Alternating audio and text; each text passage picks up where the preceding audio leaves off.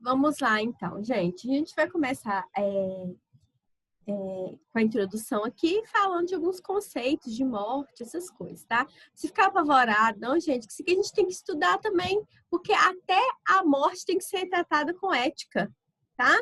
Então, vamos lá. Maria Vitória, você pode ler para nós? Leio sim, Daiane. Em um mundo marcado pela busca do prazer e da satisfação imediata dos desejos, a morte é um dos grandes tabus que mexem com os medos e incertezas humanas, consequência da ideia do fim permanente. Pelo menos em grande parte do mundo ocidental, as pessoas veem a morte como o fim das possibilidades de usufruir daquilo que traz alegria. Por isso é tão temida e rejeitada. Gente, só um minutinho, daqui a pouco eu te pedir para ler mais, tá, Maria Vitória? As pessoas, elas têm muito medo da morte, principalmente estou falando aqui da cultura ocidental, porque a maioria, né, dos ocidentais, eles enxergam a morte de diferente dos orientais. Então, as pessoas veem a morte como um fim. Um fim o quê? Da possibilidade de adquirir coisas, né, bens materiais, ou quando a pessoa morre muito jovem, de constituir uma família. Então, a morte ela é muito temida, ela é muito rejeitada pelas pessoas. Até porque a gente não sabe o que vai vir depois da morte, né, gente? Ainda é um mistério. A gente tenta justificar, tenta explicar por meio das nossas crenças religiosas, né? Mas não tem uma resposta de como que vai ser depois. Então, o incerto, né, ele causa medo. Algo assim que é desconhecido causa medo mesmo na pessoa. Tá bom? Pode continuar.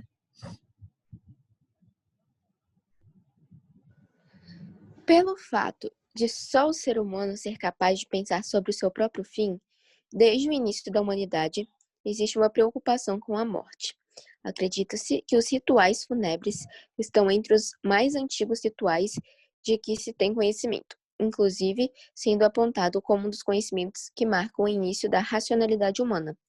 Embora sejam frequentes os sofrimentos da existência, os seres humanos, motivados pelo instinto de autopreservação e pelas incertezas trazidas pela ideia da não existência, procuram refúgio nas mais distintas esperanças e explicações, que podem ser mitológicas, religiosas, psicológicas, filosóficas, místicas, racionais ou outra qualquer que garanta o conforto e a ilusão de que o fim está distante.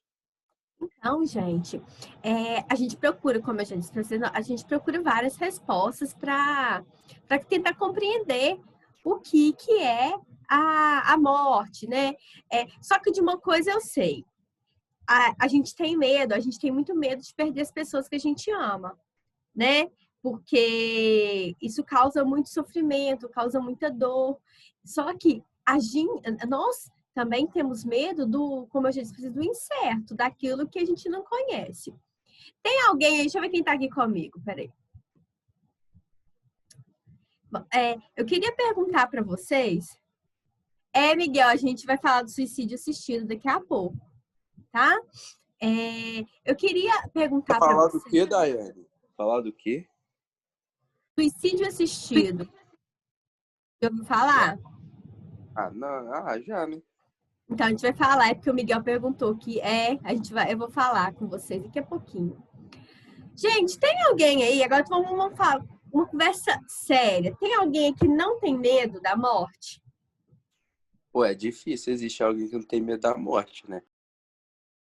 Também acho difícil. O cara tem que ser frio mesmo, frio pra... Até mesmo se as pessoas são muito frias, pode ter um receio daquilo que pode acontecer com ele. Eu tenho medo, por exemplo, de o que eu fico pensando? O que vai ser depois, né? Para que lugar que eu vou? Como é que vai ser? Acho que nem na Bíblia direito, eu acho, eu não sei direito, mas eu acho que nem na Bíblia direito especifica como vai ser depois. Assim, que eu não sou boa de guardar, assim, eu sou cristã, mas não sou boa de guardar versículo da Bíblia, não. Depois eu vou procurar aqui com os mais entendidos e te falo onde que fala. Você é cristão também, não é? Eu só sei que falam que lá só haverá alegria e as ruas serão de ouro. É um É, texto que eu lembro. é porque a Igreja Católica e a Igreja... Isso aqui, gente, eu não vou falar que eu não tenho conhecimento, como é que fala? É muito concreto que faz com vocês. Mas eu sei que na Igreja Católica fala da morte, depois que a pessoa morre, né? De uma forma, e a Igreja Evangélica fala de outra. Aí é quesito religião, que também, gente, São é crenças, algo que a gente se baseia para tentar entender, né? É o que, Gabriel? são crenças diferentes, Daiane. Cada um tem um ponto de vista. Cada religião tem um ponto de vista como vai ser. Isso, exato, exato. Eu acho que nem aquelas pessoas mais preparadas, aquelas pessoas que vão para a guerra, não tem medo da morte, porque mesmo elas tendo o psicológico preparado, elas ainda têm aquele medo de morrer. Todo Tem, mundo tem isso. e uma coisa que você está falando aí, Gabriel, que a Bia falou aqui, às vezes a gente tem medo de morrer, mas a gente tem mais medo. Isso aí é verdade, tá, Bia? Eu compartilho dessa ideia com você. A gente tem mais medo de perder as pessoas que a gente ama do que propriamente da nossa morte, né? Realmente. Vamos ver o que mais. A Maria Eduarda fala das incertezas, né, que a gente não sabe o que vai ser depois. O Miguel falou que isso não seria rejeitar as suas origens. Como assim, Miguel?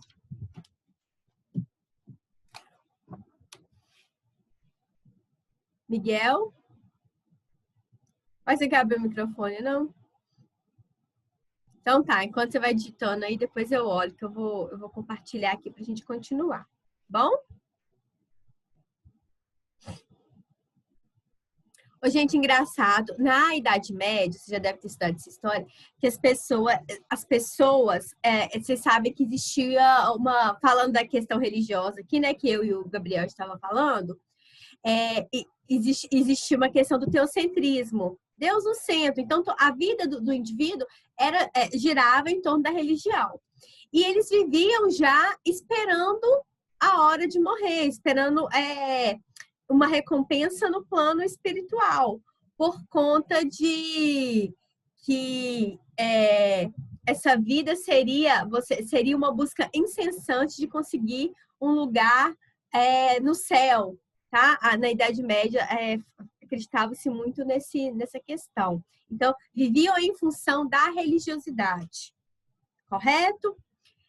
Continuando aqui, o Gabriel, pode ler para nós, então, fazer um favor? Na página 56? No entanto, pensando em uma pessoa, Então, Tá.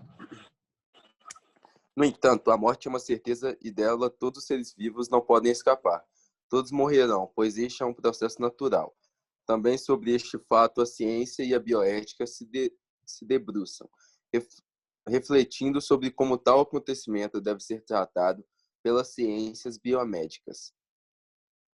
Então, vou pedir para você ler o segundo, deixa eu só falar um negocinho aqui.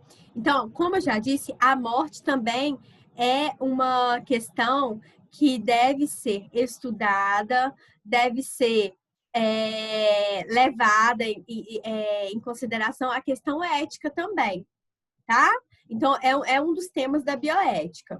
Pode continuar. Pensando em uma pessoa que vive a iminência da morte devido a uma doença. Por exemplo, o princípio fundamental que tem orientado a prática médica é a de que, se a morte é inevitável, a qualidade de vida e o bem-estar do indivíduo devem ser maiores de todas as preocupações. Isto é, as práticas devem ser pautadas no princípio da dignidade da pessoa humana. Pelo menos, tal atitude é agregada na maioria dos hospitais ou centros de saúde espalhados pelo mundo, o que não o que não significa que, ainda hoje, práticas terapêuticas têm um objetivo pragmático apenas de manter a vida a qualquer custo, sem a preocupação com o bem-estar e a dignidade do doente. Então, gente, o que acontece? Hoje em dia, tem aqui a data que foi estipulada, uma espécie de regra da medicina, né? Acho que foi 2006, que existe uma norma, né? Acho que pode se falar assim, de que os profissionais... Oi? Não pode deixar para... Que os profissionais da saúde, eles devem, acima de qualquer coisa, buscar o bem-estar do paciente, mas se para que o paciente tenha esse bem-estar, ele tenha que interromper, quer dizer, vou explicar melhor, presta atenção, interromper um tratamento que esteja causando dor para alguém que não tenha mais possibilidade de continuar vivendo, é melhor. Vocês vão entender daqui a pouco como que isso funciona, tá? A gente vai ler aqui, vocês vão entender melhor. Por quê, gente? Vamos pensar aqui. Deixa eu ver aqui que o Miguel escreveu aqui.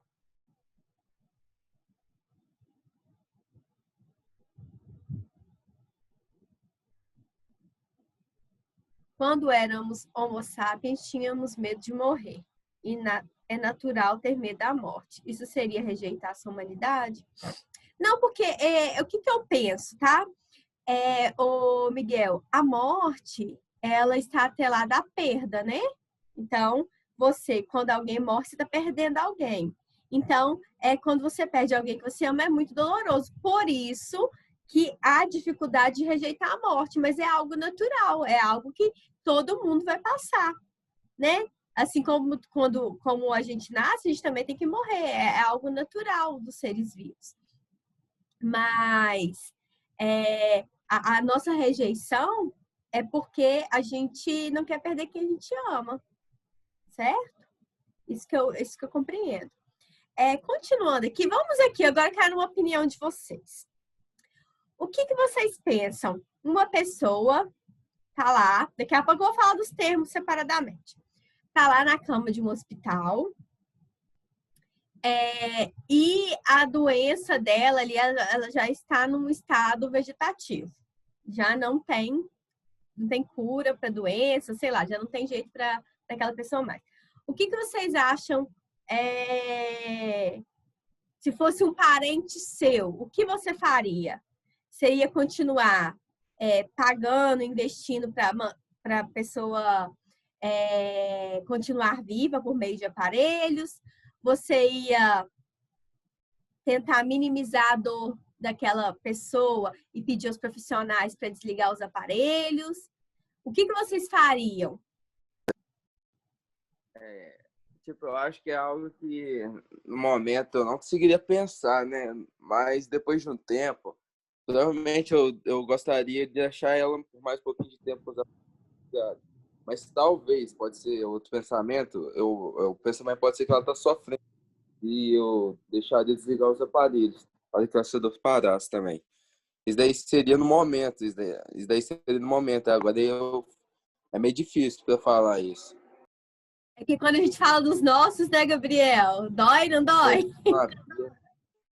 Tá. Quando a gente fala, assim, dos nossos, gente, é muito difícil a gente falar. Ó, assistiu Grey's Anatomy? Mas quando Nunca assistiu. Pode falar. Às vezes, quando você olha assim em televisão, as pessoas comentando se a família resolve deixar aparelhos ligados, por exemplo, ver a tia. Aí, às vezes, a família quer desligar o aparelho. Às vezes, você fica de boa, mas quando você vê que pode ser a sua família ali, alguém da sua família, você já fica meio receoso, indeciso do que faz. É complicado. Ó, vamos ver aqui os comentários. Eu nunca assisti essa série, Bia, mas eles falam que ela é bacana, né? Ó, a Maria Vitória falou que é difícil. A Bia falou que a chance de acordar de um coma é mínima. Deixa eu ver, a Faria. Eu acho que seria muito errado continuar dando esperança para a minha família e dor para a pessoa que seria melhor e dor para a pessoa porque seria melhor o sofrimento dela, diminuir o sofrimento dela. O que eu vi aqui é que vocês, se tivesse essa condição, se vocês estivessem passando por essa condição, vocês tentariam minimizar a dor. E como seria minimizar a dor se a pessoa não tem mais chance de vida? É desligar os aparelhos, né? Ô, gente, é claro, eu tô jogando isso aqui para você, mas é claro que não é a gente que vai decidir se a gente passar por isso, né? Mas é o profissional da saúde que diante, né, de determinada situação, eu vou explicar para vocês por que ele pode, principalmente se for num hospital público, por que ele que vai decidir isso aí, tá? Daqui a pouco eu vou falar mais com vocês. Então, vamos lá. Então, gente, morrer bem. A ciência pode auxiliar no processo natural da morte?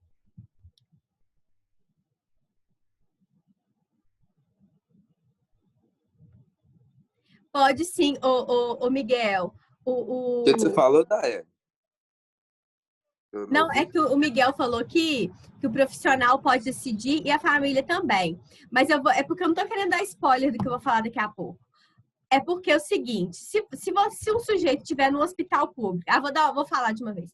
Se o sujeito estiver no hospital público e ele não tiver condição de vida, de continuar vivendo, sobrevivendo, o que acontece?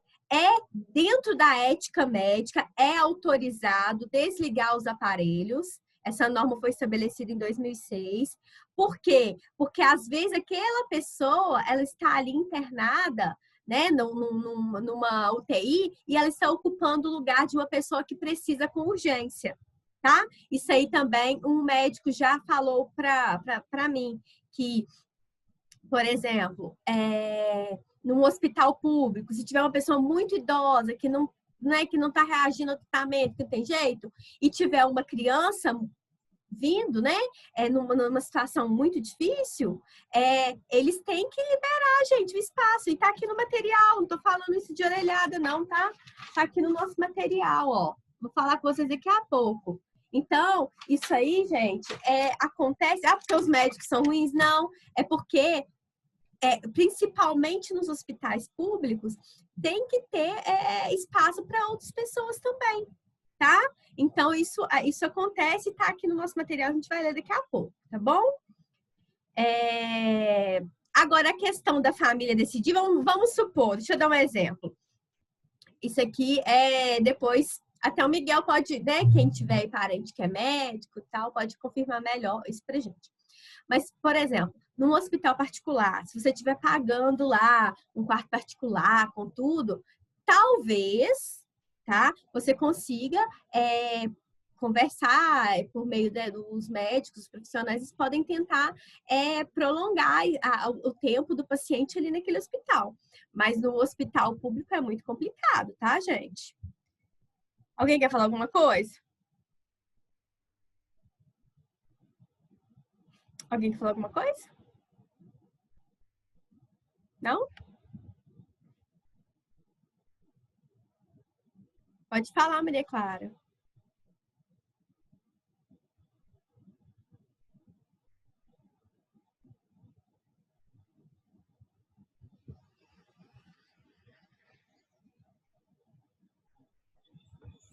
Mantendo no hospital público é muito difícil, porque tem que liberar a vaga para outras pessoas, gente.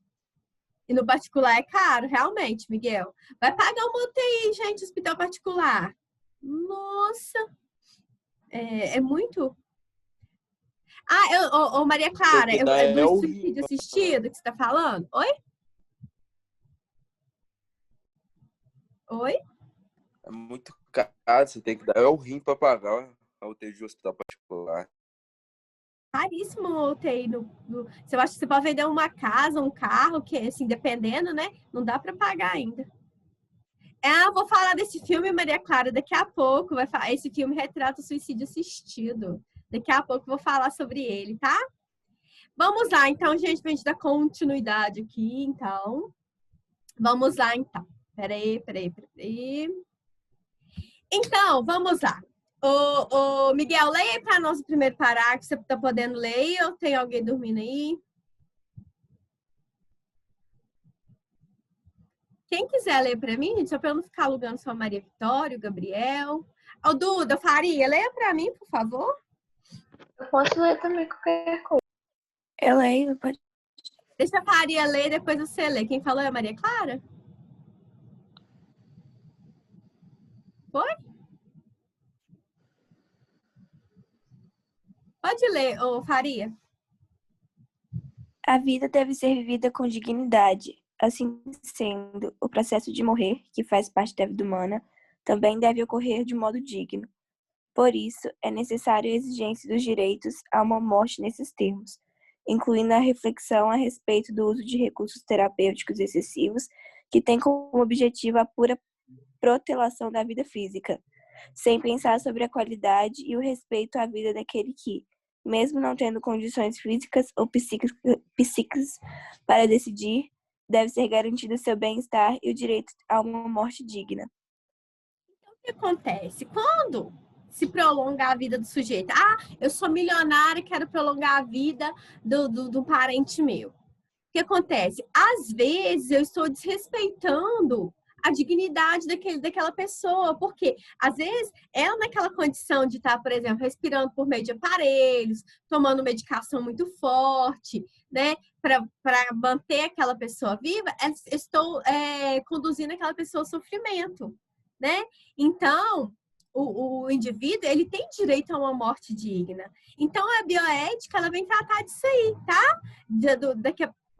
Da questão da pessoa ter condições para se manter viva. Se ela não tiver condições, se ela estiver sobrevivendo por meio de aparelhos, você não está tendo consideração com a pessoa, vamos dizer assim. Você está querendo só que ela esteja ali, mas será que ela está sofrendo? Será que está doendo o corpo físico dela? Isso tudo aí tem que ser levado em consideração. Tá? E nós vamos tratar aqui agora de 3 termos. Ó, prestem atenção que esses termos aqui serão cobrados, tá, gente? Em prova, teste. Que seria, ó, a distanásia, a eutanásia e a ortotanásia. Gente, a distanásia, ela seria o seguinte, peraí, só puxar aqui um pouquinho. Seria atrasar o máximo possível a morte do paciente, tá? Qual que é a consequência? Sua consequência é a morte prolongada e lenta, e muitas vezes acompanhada de sofrimento, dor e agonia. Quando há investimento para a cura, diante de um caso de incurabilidade, tal atitude pode não passar de uma agressão à dignidade humana. Então, por exemplo, se a pessoa está ali, está tentando, né, manter a pessoa viva ali, né? E se tem uma possibilidade de cura, tudo bem. Mas se não tem, se a pessoa ali já paralisou, por exemplo, várias partes do corpo, né? Se ela está sendo ali, se ela não tem condição para sobreviver sem aquela aparelhagem, seria uma agressão à vida da pessoa, tá? Deixa eu ver aqui. E aqui fala o seguinte, ó. As medidas científicas e médicas avançadas e seus limites devem ser ponderados, visando aos benefícios para o paciente e não a utilização de recursos terapêuticos como se estes tivessem fim em si mesmos. Gente, eu lembro de uma pessoa, não vou citar o nome, já era uma pessoa de idade. A pessoa ficou tantos meses em coma, e tava, eu não sei se estava particular ou se era por plano, sei que não era pelo SUS, não. E a pessoa ficou meses, mas a pessoa já não estava reagindo. Eu era assim, isso tem muitos e muitos anos que eu me lembro dessa situação. Então, o que acontece? Essa pessoa não quer soltar o sujeito, que como o Miguel falou que em algumas situações a família pode escolher, né? Ela não quer, ela crê que vai né, que vai acontecer um milagre, alguma coisa, mas a pessoa está ali angustiada, né? A pessoa que está ali naquela cama meses e meses e meses, sem a possibilidade, né, gente, de realmente sair daquela, né? Alguma dúvida da distanásia? A gente pode até marcar tudo mesmo, tá? Que é tudo importante. Nossa aula já está acabando, Jesus. Vamos agilizar, então. Entenderam a distanásia, gente? É o prolongamento da vida, sendo que nessa situação não existe uma forma de cura para tal problema, certo? A eutanásia. Leia aí para nós, a Maria Clara. A eutanásia, a boa morte, por sua vez, consiste na utilização de recursos que têm o objetivo de retirar a vida. As justificativas para esse procedimento se baseiam em considerações humanitárias, uma vez que o paciente não tem chances de cura e a continuidade de sua vida representaria sofrimento e dor para ele. Em outras palavras, pode ser compreendida como a provocação intencional da morte da pessoa que sofre de enfermidade extremamente degradante e incurável, visando livrá-la dos suplícios decorrentes da doença. Daiane. Oi. Aquela ordem de não ressuscitar contaria como eutanásia? Que às vezes o paciente tem uma ordem que pede para não fazer ressuscitação. Esse daí eu não sei. A ordem de Eu não sei se no Brasil tem, eu sei que nos Estados Unidos tem. Que isso aí eu pedem... desconheço. Ô, Maria Clara, deixa eu dar uma olhadinha para você. Que esse termo eu nunca tinha ouvido, não. De não ressuscitar a pessoa? Existe? Mas o pedido da família? Como é que funciona?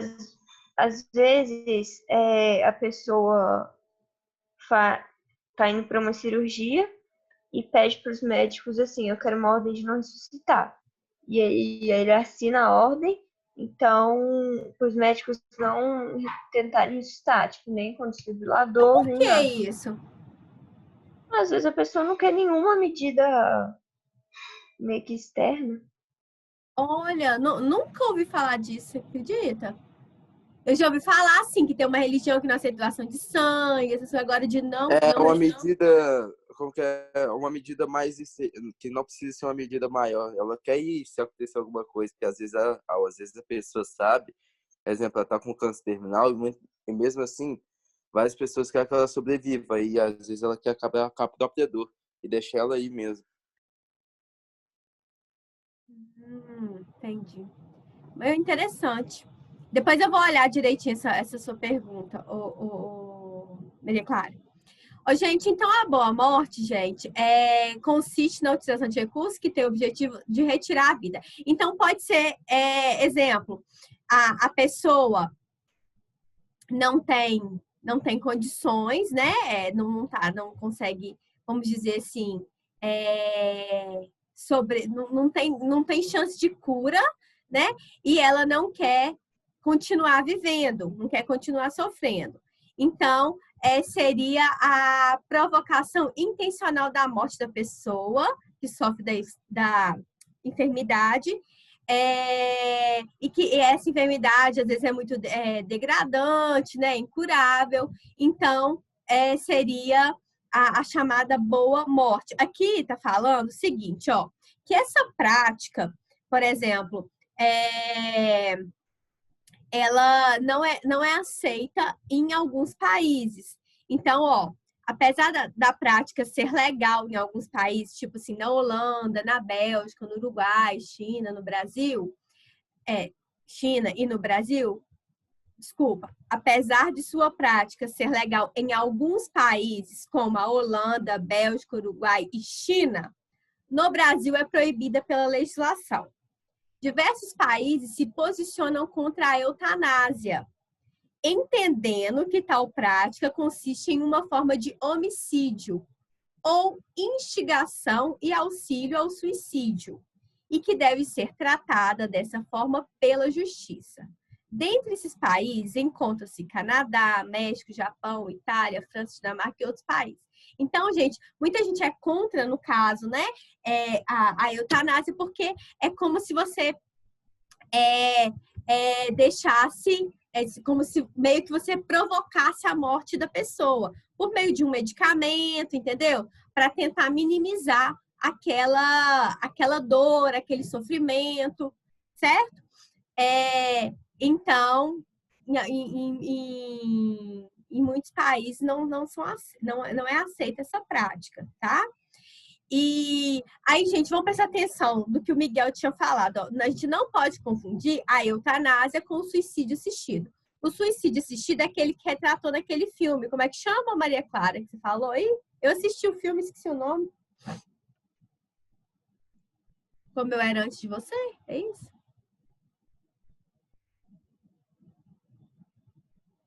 É como eu era antes de você. Isso mesmo. Eu não tô vendo no chat que você estava escrevendo aqui.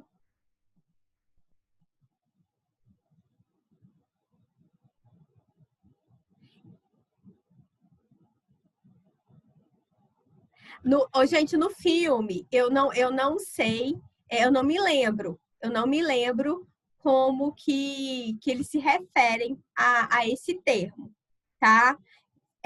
Mas é muito parecido com o suicídio assistido, quando a pessoa ela consente, né? E ela pede auxílio de alguém para ela morrer, tá? Depois eu posso pesquisar na internet mais sobre essa questão do filme. Nossa, eu chorei demais vendo esse filme, gente. Eu chorei demais também. Então, ó, o suicídio assistido, presta atenção. Este ocorre quando uma pessoa que não consegue concretizar sozinha sua intenção de morrer solicita o auxílio de um outro indivíduo. A assistência ao suicídio de outra pessoa pode ser feita por atos, prescrição de doses altas de medicação e indicação de uso, ou de forma mais passiva, por meio de persuasão ou encorajamento.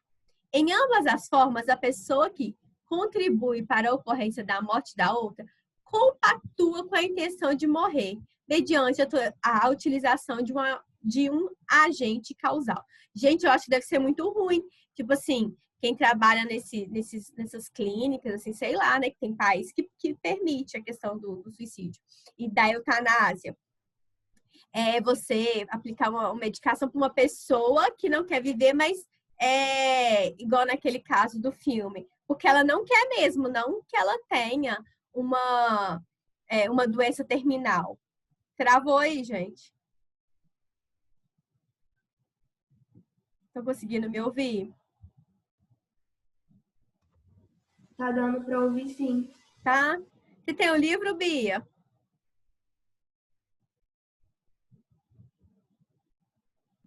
Ai, depois eu quero emprestado.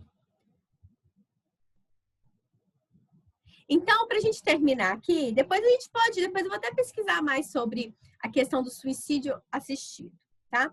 A ortotanásia, gente, pode ler aí para mim, outra pessoa, por favor.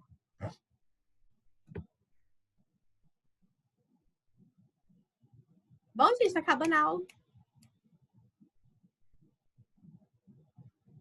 Ana Luísa, lê para mim. Leio.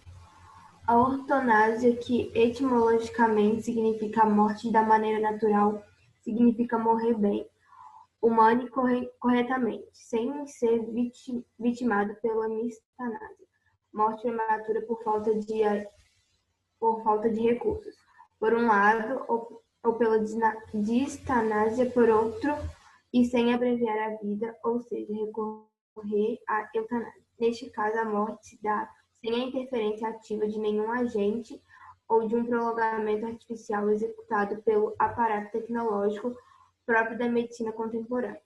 Alguns referem a ela como desligar os aparelhos. Tem como grande desafio o resgate da dignidade do ser humano em seu processo final e busca-se um compromisso com a promoção do bem-estar da pessoa em fase terminal, visando o seu fim natural. Então, gente, depois eu vou dar mais uma pesquisada no suicídio assistido, mas seria o quê? A distanásia seria o prolongamento da vida. A eutanásia seria tentar encurtar, tá? Seria até medicar mesmo a pessoa para que ela tenha um fim, não continue sofrendo para algo incurável, tá? E a ortotanásia seria desligar os aparelhos, deixar a pessoa morrer naturalmente. E o suicídio assistido, tá aqui, seria algo que a pessoa tem consciência